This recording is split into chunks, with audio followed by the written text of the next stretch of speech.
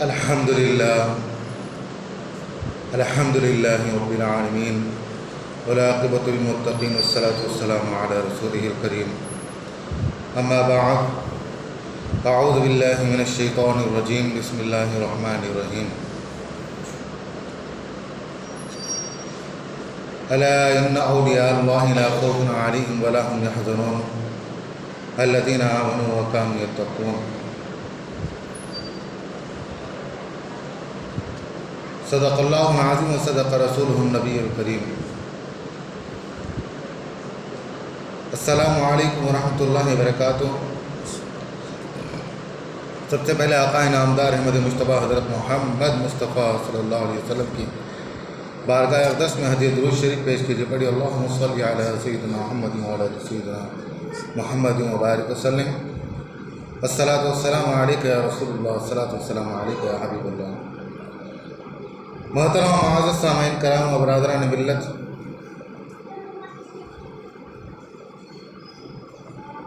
अल्लाह रब्बुल इज़्ज़त ने इस उम्मत मोहम्मदिया सल्लल्लाहु अलैहि वसल्लम के लिए बेशुमार अंबिया इकराम अलैहिस्सलाम भेजे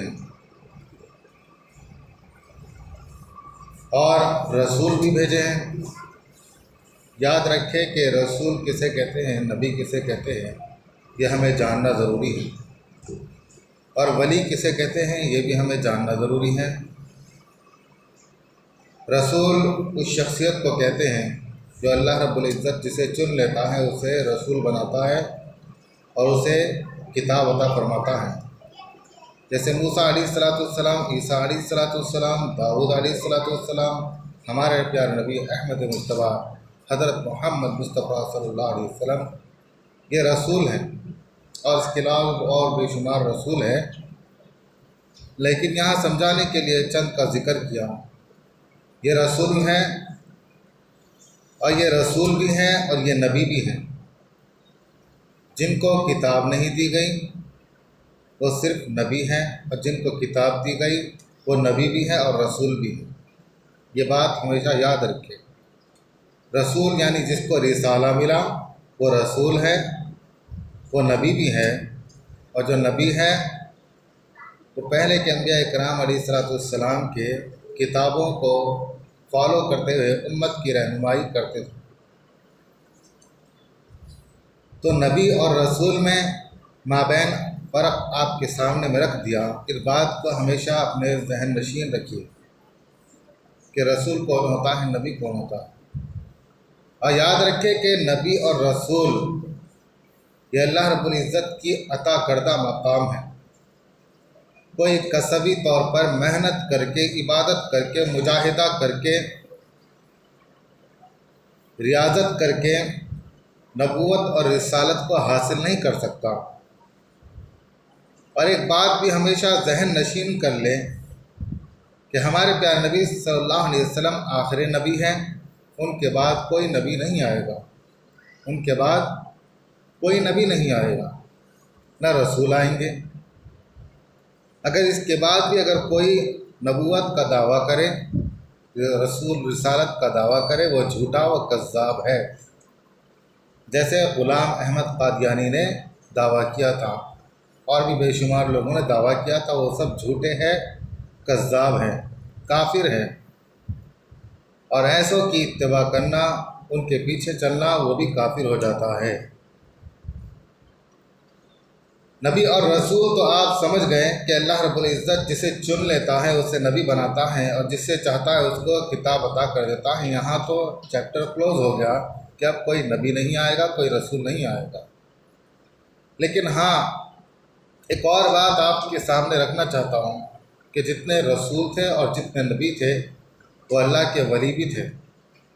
वली होता क्या है कि वली एक मकाम है अल्लाह की कुर्बियत का, यानी अल्लाह रब्बुल इज़्ज़त जिसको अपना कुर्ब अता फरमाता है, जिसे अपना दोस्त, अपना महबूब बनाता है, तो उसको विलायत से सरफराज फरमाता है। जितने नबी थे, जितने रसूल थे, वो तमाम के तमाम वली भी थे।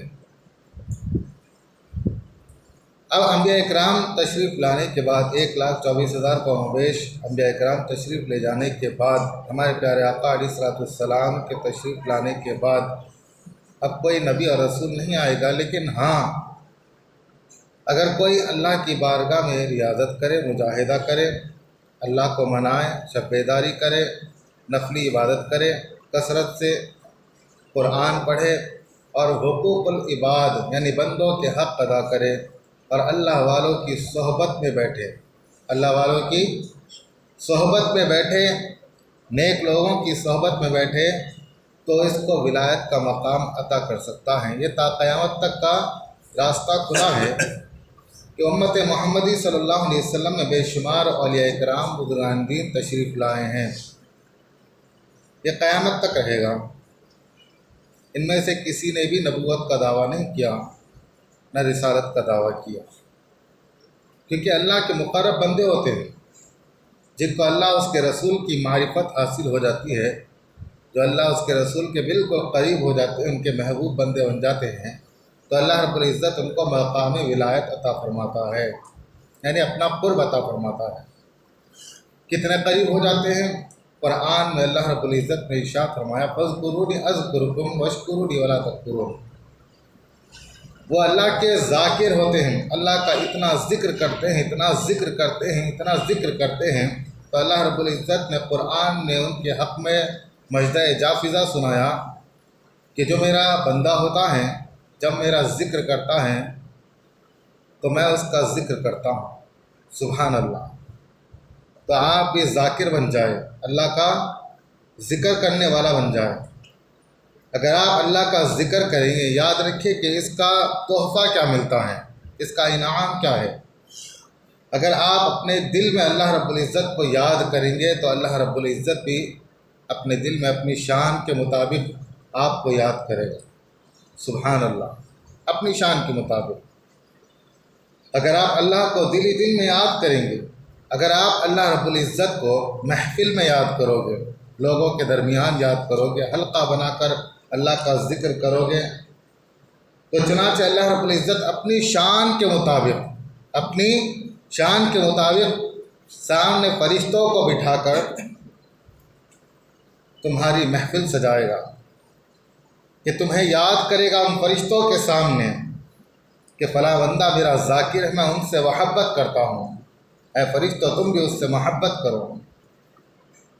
تو جب آپ محفل میں اللہ کا ذکر کرو گے تو اللہ رب العزت فرشتوں کی محفل میں آپ کا ذکر کرے گا، سبحان اللہ۔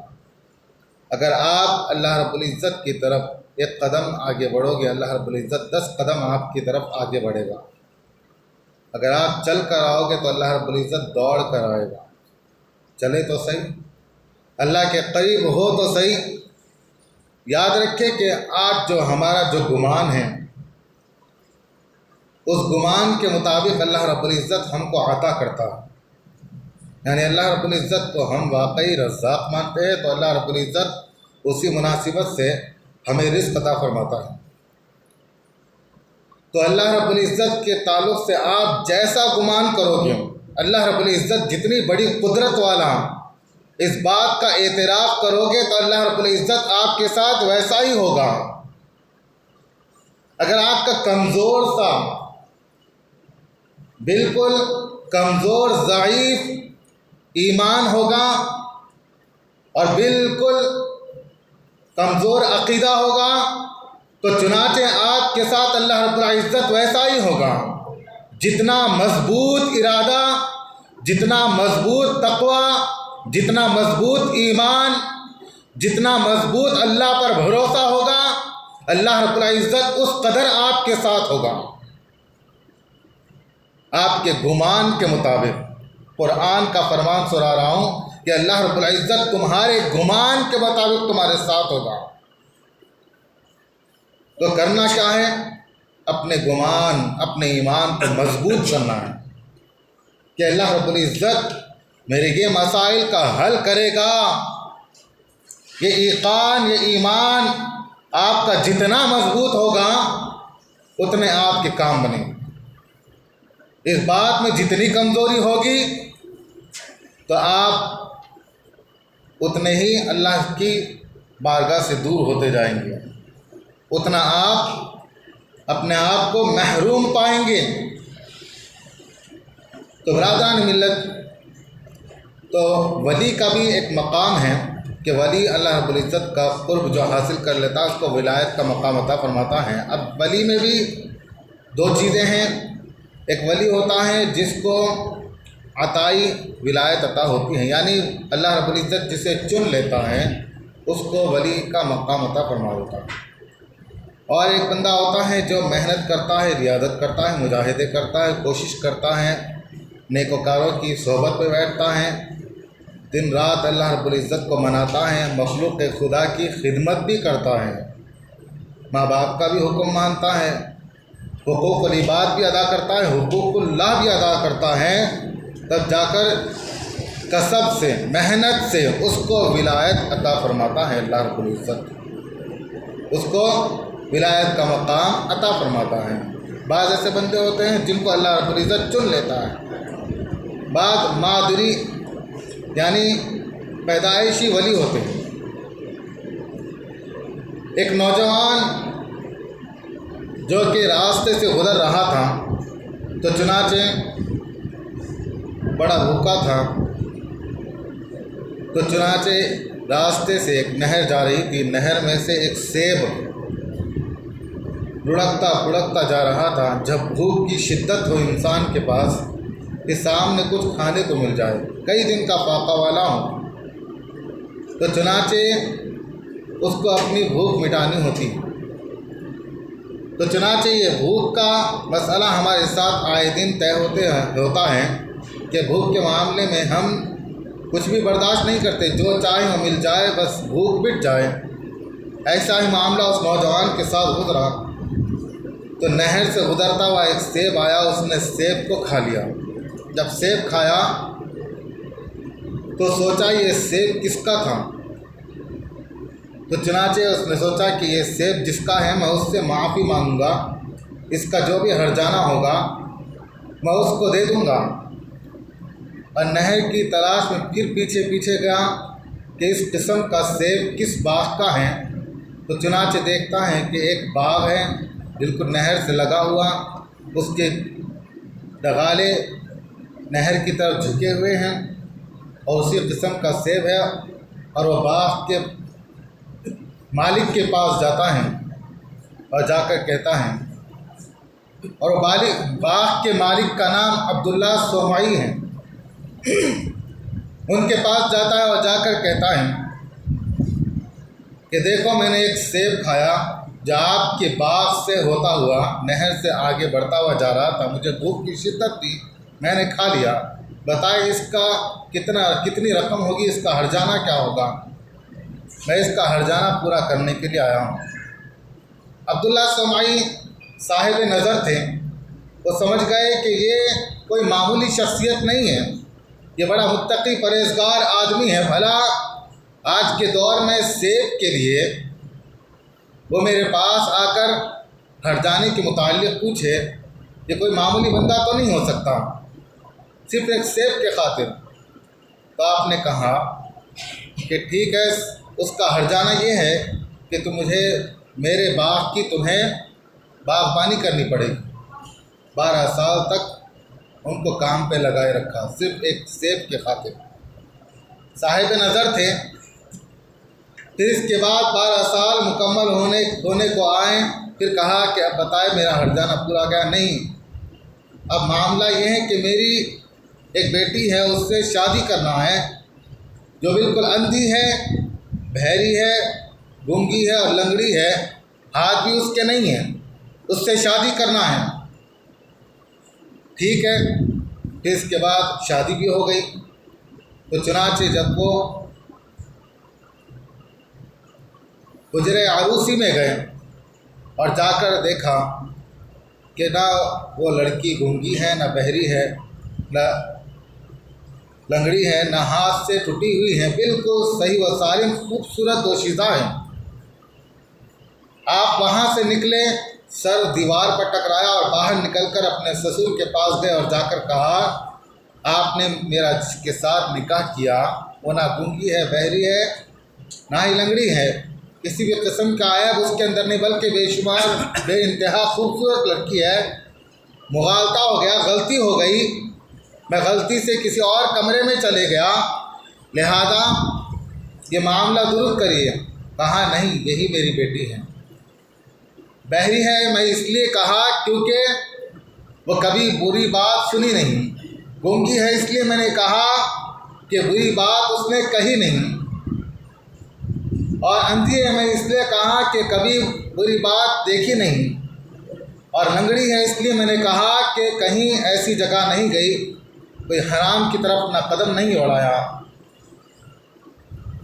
تو تمام کی تمام اس کے اندر صفتیں موجود ہیں۔ میں نے یہ چاہا تھا کوئی ایسا مرد حق مل جائے جو بڑا متقی ہو، پرہیزگار ہو، اللہ اس کے رسول کا اس کے دل میں خوف و محبت ہو، تو میں اس کا نکاح اس کے ساتھ کروں گا۔ لہذا جب میں نے دیکھا کہ ایک سیب کی خاطر تم نے 12 سال میرے باغ کی باغبانی کی، اب میں چاہتا ہوں کہ ایسا شخص میری بیٹی کے نکاح میں آ جائے، اس لیے میں نے آپ کا نکاح ان کے ساتھ کیا۔ برادران ملت، یہاں پر ہمیں بہت ساری چیزیں سیکھنے کو ملتی ہیں۔ کیا چیز سیکھنے کو ملتی ہے؟ عبداللہ سومائی رحمۃ اللہ علیہ، جنہوں نے اپنی لڑکی کے لیے رشتہ درکار تھا، وہ کیا ان کی سوچ تھی؟ کیا لڑکا مالدار چاہیے، خاندان کا چاہیے، پڑھا لکھا چاہیے؟ کیا اس کے اندر ڈھونڈا؟ انہوں نے دیکھا کہ اللہ کا خوف جس کے اندر ہے، جو متقی پرہیزگار ہے، ایسا شخص میری بیٹی کا شوہر بنے۔ آج جو ہم کو کرنا چاہیے کہ ہم اپنی بیٹی بہنوں کا جو رشتہ درکار ہونا چاہیے وہ دینداری کے مطابق ہمارا رشتہ ہو، دینداری کے مطابق ہمارا رشتہ ہو، یہ ہماری سوچ ہونی چاہیے۔ یا عبداللہ سومائی رحمۃ اللہ علیہ نے یہ ڈھونڈا کہ میری بیٹی کے ساتھ ایسا شوہر ہو، اس کا شوہر ایسا ہو جو بڑا متقی ہو، پرہیزگار ہو۔ یہ چیزیں اس کے اندر پائی اور آپ نے تلاش کی۔ لیکن آج ہمارا معاملہ کیا ہے؟ ہم جہاں رشتے تلاش کرتے ہیں تو چنانچہ ہم نہیں دیکھتے کہ داماد ہمارا یا بہن بھائی ہمارا کیسا ہونا چاہیے۔ بس پیسہ کمانے والا ہو، چاہے حرام کی کمائے۔ حرام حلال کے متعلق نہیں جانچ پڑتال کرتے، بلکہ اس کے پاس گاڑی ہو، اس کے پاس بنگلہ ہو، اس کے پاس پیسہ ہو، یہ معیار ہم نے قائم کر رکھا ہے۔ لیکن یہ نہیں سوچتے کہ سود مٹی سے نہ جانے کس حرام کمائی سے یہ کماتا ہے، اس کے بارے میں غور و فکر نہیں کرتے۔ جب رشتہ کرتے ہیں تو عقیدہ نہیں دیکھتے کہ اللہ اس کے رسول کے مطابق کیا سوچتا ہے، یا اہل بیت اطہار کے متعلق کیا کہتا ہے، یہ صحابہ کرام رحمۃ اللہ علیہ کے متعلق، رضی اللہ تعالیٰ عنہم کے متعلق کیا کہتا ہے، یا اولیاء اکرام بزرگان کے متعلق کیا کہتا ہے، یہ نہیں سوچتے اور ہم پھر رشتے کر لیتے ہیں۔ تو ہمیں چاہیے کہ ہم جس کا رشتہ کریں اس کا عقیدہ بھی تلاش کریں کہ اس کا عقیدہ بھی درست ہے یا نہیں ہے۔ عقیدہ ایمان کی اصل ہے، اگر ایمان ہی نہیں تو پھر آنے والی نسلیں اس کی کیا ہوگی؟ بتائیں، وہ گستاخ رسول نکلا یا نکلی، بیٹا ہو یا بیٹی جس کی بھی شادی کی گئی، پھر اس کی گستاخ رسول نکلا تو کیا معاملہ ہوگا؟ گستاخ صحابہ ہو تو کیا معاملہ ہوگا؟ گستاخ اہل بیت ہو تو اس کی باز پرس کس سے ہوگی؟ گستاخ اولیاء اکرام بزرگان دین ہو تو اس کا معاملہ کیا ہوگا؟ تو رشتے کی بنیاد کیا ہونی چاہیے؟ عبداللہ بن سومائی رحمۃ اللہ علیہ نے بتا دیا کہ دیکھو، میں نے جو رشتہ درکار کیا ہے وہ تقویٰ کی بنیاد پر میں نے رشتہ کیا ہے۔ تو آج چاہیے کہ ہم تقویٰ کے معیار پر رشتہ کریں۔ تو چنانچہ حضرت عبداللہ بن سومائی رحمۃ اللہ علیہ نے اس طریقے سے رشتہ اپنایا، اور پھر جب مابین میاں بیوی اور نوجوان وہ بھی سوچیں، صرف پیسے کی لالچ پہ رشتہ نہ کریں۔ یاد رکھیں کہ فلاں لڑکی سے شادی کرو گی تو وہ اتنا پڑھی لکھی ہے کہ وہی کمائے گی اور بیٹھ کر کھاؤں گا، یہ تصور نہ کریں اور یہ گمان بھی نہ کریں فلاں امیر زادی سے شادی ہو جائے گی تو میری سکون سے کٹے گی، یہ تصور بھی نہ کریں، بلکہ یہ سوچیں کہ میرے جو بچوں کی ماں ہوگی وہ بالکل دینی ماحول کی ہوگی، وہ تقویٰ والی ہوگی، دینی ہوگی، 5 وقتہ نمازی ہوگی، صوم و صلات کا پابند ہوگی، اللہ کا خوف اس کے دل میں ہوگا۔ عبداللہ بن صومعی رحمۃ اللہ علیہ نے ایسا ہی مرد حق چنا، تو پتہ ہے پھر کون پیدا ہوا؟ حضرت پیران پیر غوث پاک دستگیر رضی اللہ تعالیٰ محبوب سبحانی معشوق ازدانی قطب الجن اور حضور غوث پاک پیدا ہوئے، جو آپ کی زندگی کا مطالعہ کریں کہ آپ اتنے متقی اور پرہیزگار تھے کہ آپ پورا دن میں 1 مرتبہ قرآن مکمل کر فرما لیتے ہیں، رات میں شب بیداری کرتے تو عشاء کی وضو سے فجر کی نماز ادا کرتے ہیں، آپ رات بھر میں 1000 رکعت نفل ادا کرتے ہیں، اتنے متقی پرہیزگار بچے پیدا ہوئے۔ تو چنانچہ ہمیں چاہیے کہ ہم معیار دیکھیں کہ ہم کس معیار میں شادی کرتے ہیں، تو یاد رکھیں کہ نسلوں کو بچانا ضروری ہے۔ دعا ہے باری تعالیٰ قرآن حدیث پر عمل کرنے کی توفیق عطا فرمائے، سنت نبی پر چلنے کی توفیق عطا فرمائے۔ سبحانک اللہم و بحمدک استغفرک و اتوب الیک برحمتک یا ارحم الراحمین۔ سنت پر